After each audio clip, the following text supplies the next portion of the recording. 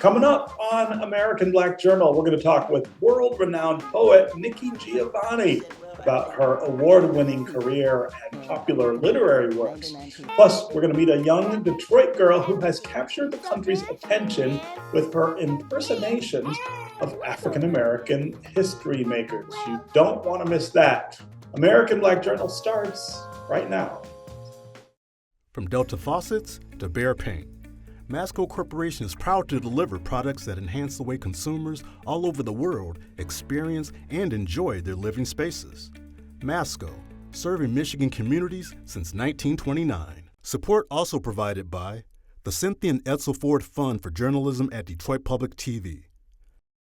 The DTE Foundation proudly supports 50 years of American Black Journal in covering African American history, culture, and politics. The DTE Foundation and American Black Journal partners in presenting African American perspectives about our communities and in our world. Also brought to you by Nissan Foundation and viewers like you.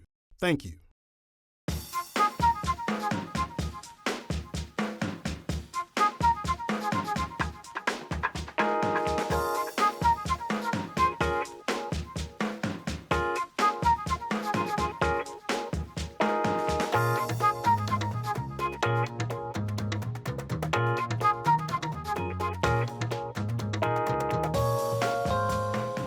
Welcome to American Black Journal. I'm Stephen Henderson. Nikki Giovanni is one of America's most widely read poets, and her literary work is known all over the world. She first gained popularity during the civil rights and Black arts movements in the 1960s and 70s, and since then, she's won numerous awards, and Oprah Winfrey recognized her in 2005 as a living legend. Giovanni sat down for a wide-ranging conversation with American Black Journal contributor Cecelia Sharpe of 90.9 WRCJ during her recent visit to the Charles H. Wright Museum of African American History. Literary icon, Miss Nikki Giovanni, welcome to Detroit. Thank you. So I wanted to start this conversation going back to your first reading at Birdland. And that story was really interesting to me about how that came to be. Can you recount that moment for our viewers? I'll never forget, my mother is a jazz fan. And so when my second book came out, Black Judgment, I thought, well, what would be the most perfect place to have the debut of that book? And I thought Birdland. And Birdland was down. That's in the old days when Birdland was down. And it's New York, you know, and of course the New York Times was up. So a lot has changed since then. But I just went and went down because on Mondays, almost nobody's in the clubs. And I just went downstairs and said, you know, I'd like to meet Mr. Logan, because that's who Logan and Wilson Pickett owned Birdland. Okay. And he said, I'm Harold Logan, who are you? And I'm Nikki Giovanni, I'm a poet, and I'd like to have a reading at your club. And he just looked at me like, what? And I said, well, you know, you're closed on Sunday. That's in the old days when they were closed on Sunday. I said, you're closed on Sunday, so I was thinking to have a reading at your club on Sunday. It's okay with you? And he said, well, what you going to pay me? I said, oh, Mr. Logan, I don't have any money. I'm a poet. You know, that's a silly question. And so he thought about it for me, and I guess he said, if that fool is crazy enough to come down here and ask me. He said, well, I tell you what, you bring me 100 people, and you can have the club. 99 people, and you owe me $500. I said, well, thank you, and we shook hands. It's one of those like, oh, was that wise? And so I started working on it. You know, you get 100 people to do anything, but well, you can. But where the club is and the way it goes. So on Sunday, I had Morgan Freeman was my next door neighbor, Novella Nelson, Barbara Antier. So I knew a lot of people, and they all agreed to read. And so the line start, and then the line turn. And when they did that, the New York Times was wondering, well, what are those mostly black people doing down there? So they sent a reporter down, and he said, you know, I'm looking for Nick Giovanni. And he finally got to me. He said, I'm looking for Nick Giovanni. I said, well, I'm Nikki Giovanni. He said, no, where is he? It's just the way people looked at things. I said, well, I figure he'll find out eventually. He'll figure it out. Yeah, he'll get figure the picture. It out. But they did, because of the line and everything, it got headline in the, what they call the extra, the second, because nobody had seen a poet bring that, you know, to bring that many people into a club. It was great. So you held up your end of the deal. You didn't owe Mr. Logan $500. No. You brought over 100 people. Yeah, much over. And a new audience to Birdland. I want to fast forward to today when the truths are not being told about history, books are being banned. You seek to continue to share the truth about history. Your documentary, Going to Mars, definitely reflects an accurate depiction of history. But you just recently worked with Javon Jackson from the Jazz Messengers on a project, The Gospel According to Nikki Giovanni, where you present sacred or gospel hymns and jazz. What was the importance to you of focusing on those particular genres? Well, first of all, I was a good friend of Nina Simone, and one of her favorite songs was Night Song. So I thought, wouldn't it be nice to do something with it? And Javon had said, I had said to Javon, you know, we ought to do something spirituals or something together. And he said, you know, I was thinking the same thing. I don't know if he was or wasn't, or just trying to be nice. But we decided, let's do it. He said, why don't you send me 10 or 12 tunes? And I sent them, but the only song that was not a spiritual was Night Song. And I said, this is this is one of Nina's songs, which I knew because I knew Nina. And it's the only song, because I can't sing. And I said that to him, I'm not a singer, but this is a song I want to sing. And he called me back. He said, well, Nikki, you know, there's a lot of people that making records that can't sing, so you're not alone.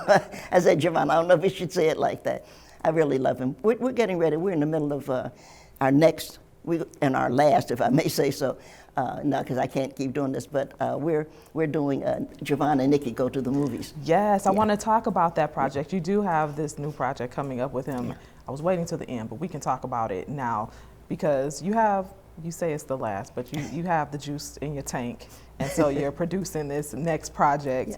Javon and Nikki Go to the Movies. Mm-hmm. So what can people expect to hear from this project? Well, what we've done is taken some old songs, and again, my mother is figuring into this because I used to hear Mommy singing some old songs, and there's some songs that I love, The Folks Who Live on the Hills, you know, there are songs that I love. And then I'm actually, I hate to say it like that because I don't want to embarrass him, but I'm actually teaching Javon some of the old, because he doesn't know songs like, you know, right now my mind's going to go blank, From Here to Eternity, you know, because he's a young man.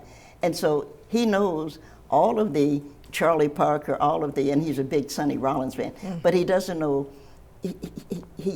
he never sat in the movies like all day and saw the movie. You know, in my day, you could go to movies, and when you did, once we got out of the South, because I was born in Knoxville, that was segregated, so I didn't really do movies in the South. But when the family moved to Cincinnati, you could. And you could go to sit in the movie all day long, the Albee Theater.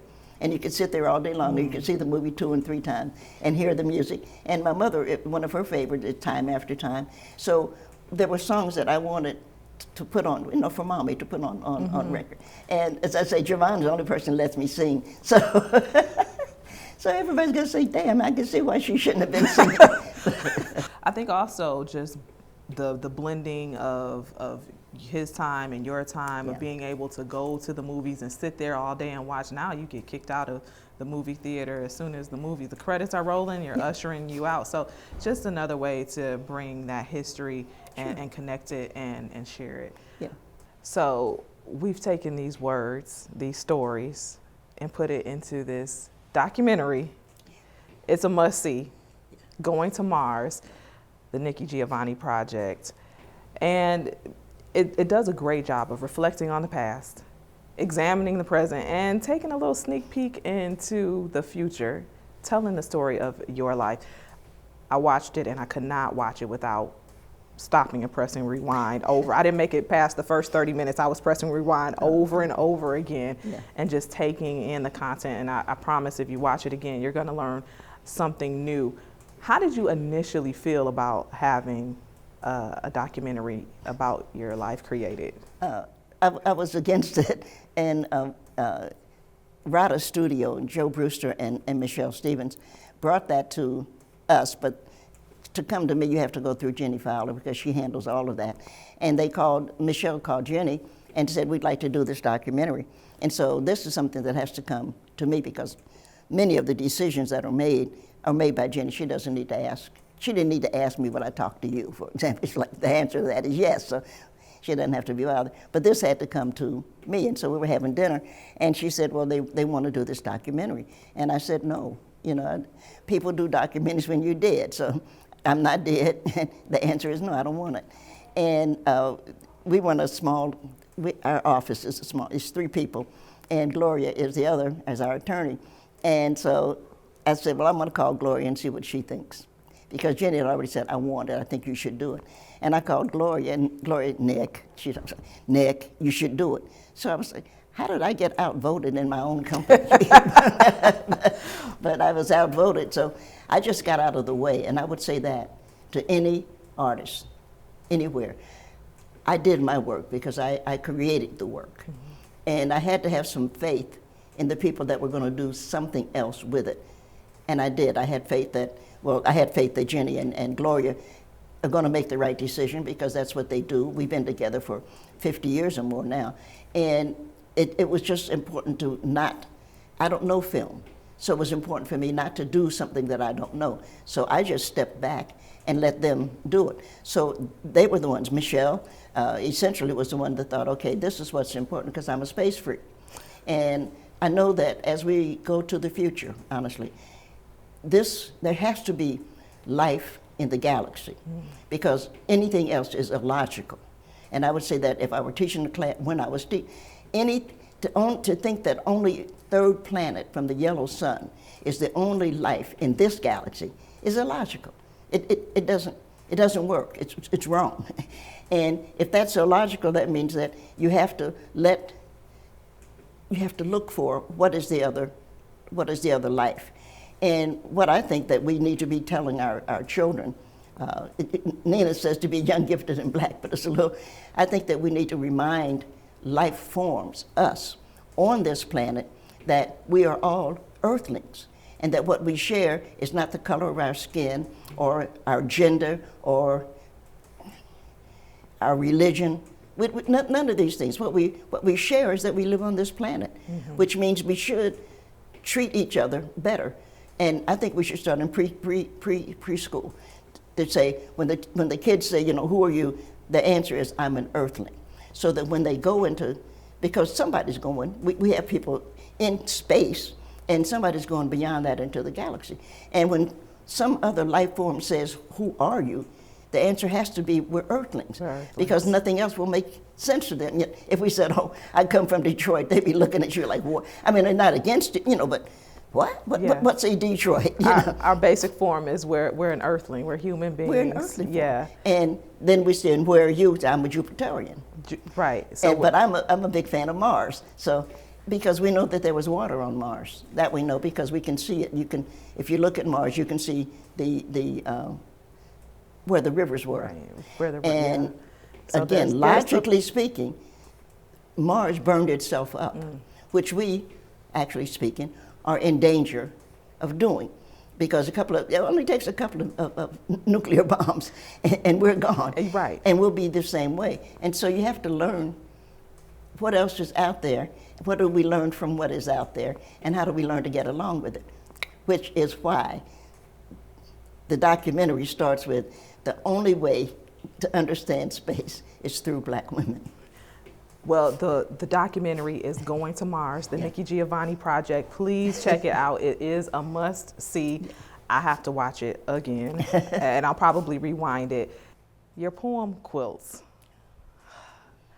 It was really my mom who read the poem first, and she said, Cecelia, you have to read this poem. It's, you know, and I said, okay, Mom, you know, you listen to your mom. And so I listened to you reciting Quilts, and then I read it, and it was so inspirational and so many takeaways from Quilts. One thing that stood out is that we all have a purpose, and at any age or stage of life, you have something to share. But today, when everyone is so distracted, whether it's with social media or someone telling you how you should be, or, you know, how to talk and influences, how do you encourage people to find their purpose, walk in it, and live as their authentic selves? I don't think it's, I don't try to encourage people, I don't try to do anything but share what I know. And all I really have are words. And words are, you know, little. Words are very small things. They make a big impact. But that's also a part of the quilt, because we're talking, so we're building a quilt. Or if we were 200 years back, we would be enslaved, and we would be making a stew. And we would be telling the story that would become a folk tale. And we would be teaching our children and hoping that their children taught their children, because our children, we're two women here, would have been taken away from us and sold. So the last thing, even though they may not know that they heard it, that our children would have heard was, if anybody asks you who you are, tell them you're a child of God. And that's what we gave to our children, which is a part of the quilt, that there's always going to be a little something that you carry with you, and you can pass it along, and you can pass it along. And that's what's important, that everybody has something to give. And I love that poem so much. I'm reading it and I'm crying half the way through.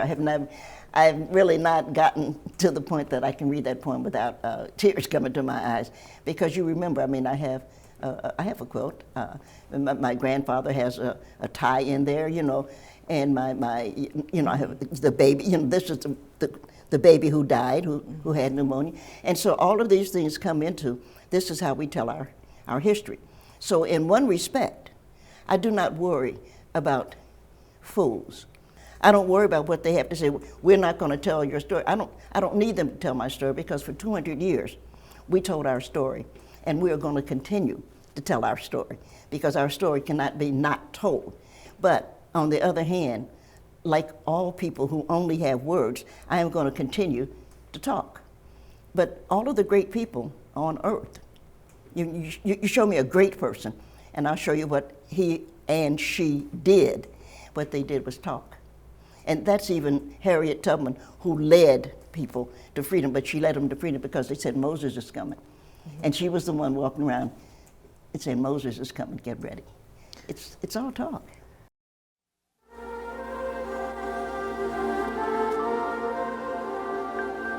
Home is a place we all have to find, child. But it's not just a place where you eat or sleep. Home is knowing your mind, knowing your heart, knowing your courage. Can you possibly think of yourself as a typical black woman? No, I think it would be folly if I said I was typical. I mean, I hate people that do that run around, you know, they've done everything, and then all of a sudden, I'm just an ordinary Joe. No, I think that I'm not typical at all. But I think that what I share with other black women is an insatiable curiosity and a desire to make things better. I think that that's the commonality that we come together on. Well, I was wondering if, before you leave, if you would read a poem for us from your book. Oh, I'd be delighted. I suppose living in a materialistic society, luxury to some would be having more than what you need. Living in an electronic age, seeing the whole world by pushing a button to the nth degree might perhaps be adequately represented by having someone there to push the buttons for you. I have thought, if only I could become rich and famous, I would live luxuriously in New York, knowing famous people, eating in expensive restaurants, calling long distance anytime I want. But you held me one evening, and now I know the ultimate luxury of your love. Ms. Giovanni, thank you for what you shared with me today and everything that you have shared over the decades, and I look forward to your next project that's coming. Oh, thank you.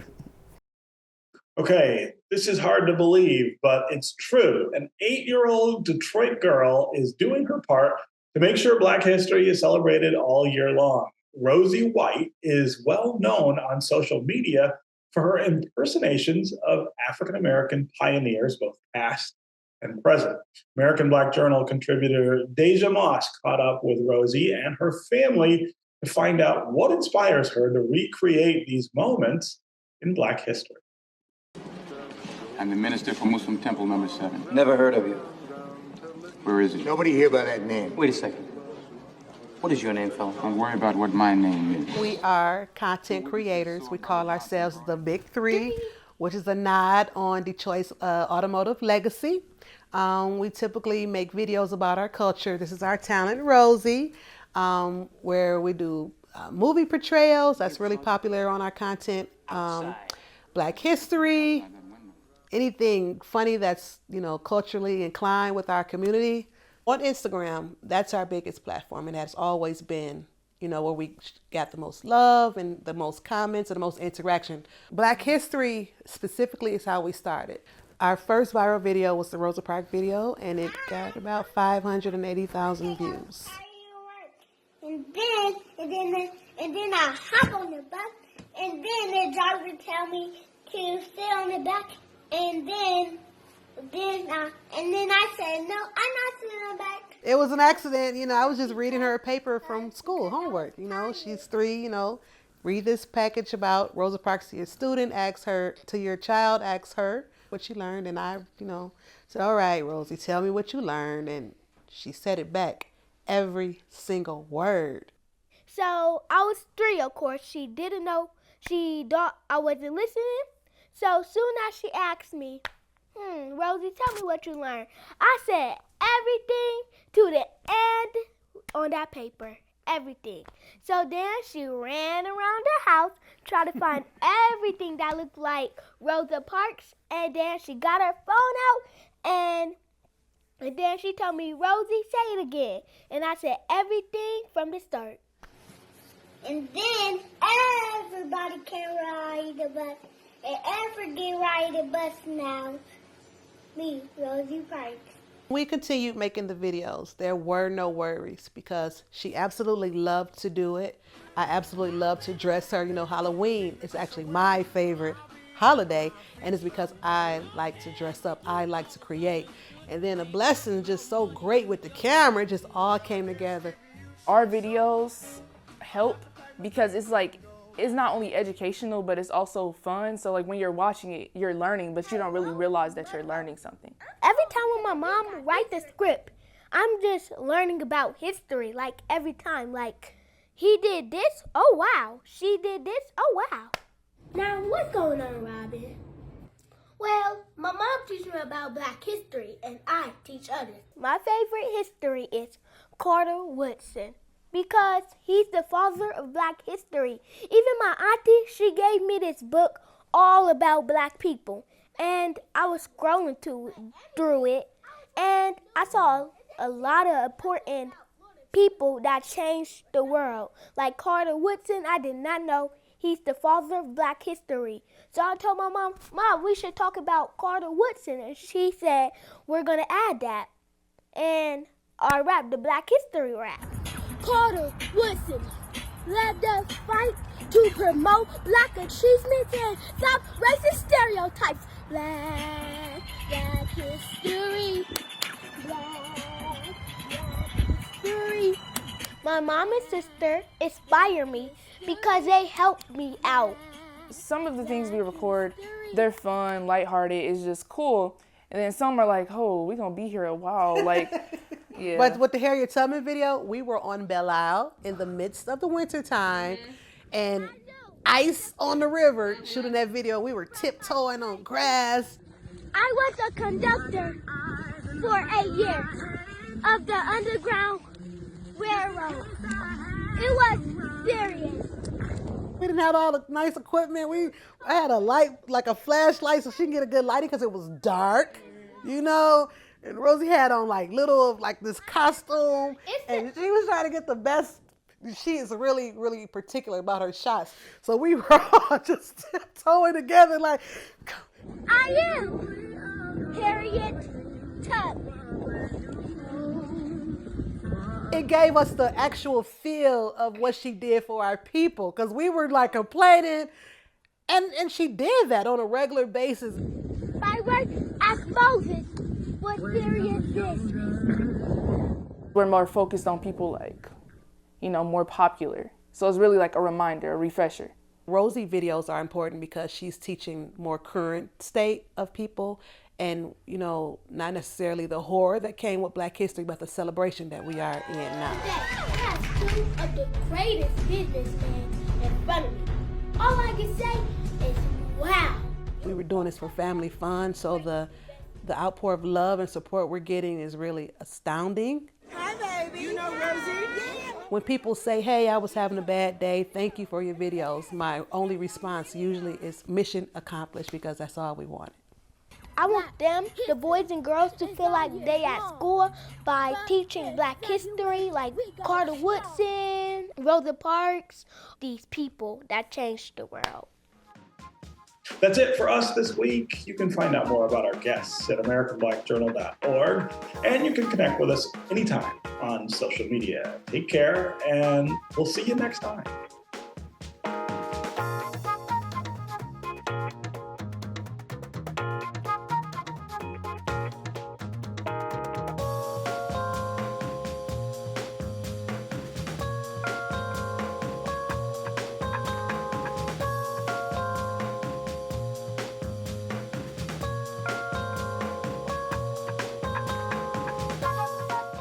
From Delta faucets to Behr paint, Masco Corporation is proud to deliver products that enhance the way consumers all over the world experience and enjoy their living spaces.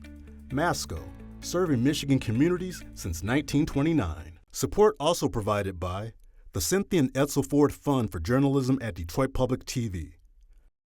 The DTE Foundation proudly supports 50 years of American Black Journal in covering African American history, culture, and politics. The DTE Foundation and American Black Journal partners in presenting African American perspectives about our communities and in our world. Also brought to you by Nissan Foundation and viewers like you.